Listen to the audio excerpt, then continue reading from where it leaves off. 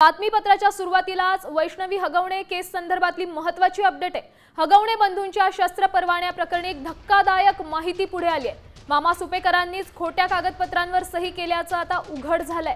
मामाचा आणखी एक कारनामा यातून पुढे आलाय। कागदपत्रांवर खोटा पत्ता असल्याची माहिती असतानाही सुपेकरांना हगवणे बंधूंच्या कागदपत्रांवर सही केली। सुपेकर तेव्हा पुण्याचे तत्कालीन अप्पर पोलीस आयुक्त होते। आता या प्रकरणात सुपेकरांची चौकशी होणार का हा प्रश्न आहे।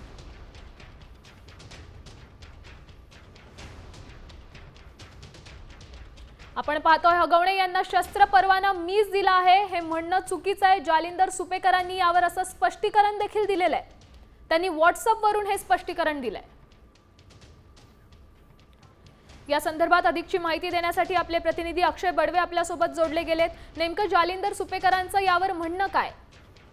शशांक हगवणे आणि सुशील हगवणे हे जालिंदर सुपेकर यांचे भाचे आहेत आणि भाचा म्हणून जालिंदर सुपेकर हे पुणे पोलीस आयुक्तालयामध्ये असताना अप्पर पोलीस आयुक्त म्हणून कार्यरत होते आणि त्यांच्या सहीने हा सगळा शस्त्र परवाना जो आहे त्यांना देण्यात आला होता अशी माहिती समोर असतानाच आता हगवणे यांना शस्त्र परवाना मीच दिला आहे म्हणणं चुकीचं असल्याचं स्पष्टीकरण जे आहे ते जालिंदर सुपेकर यांनी म्हणलंय।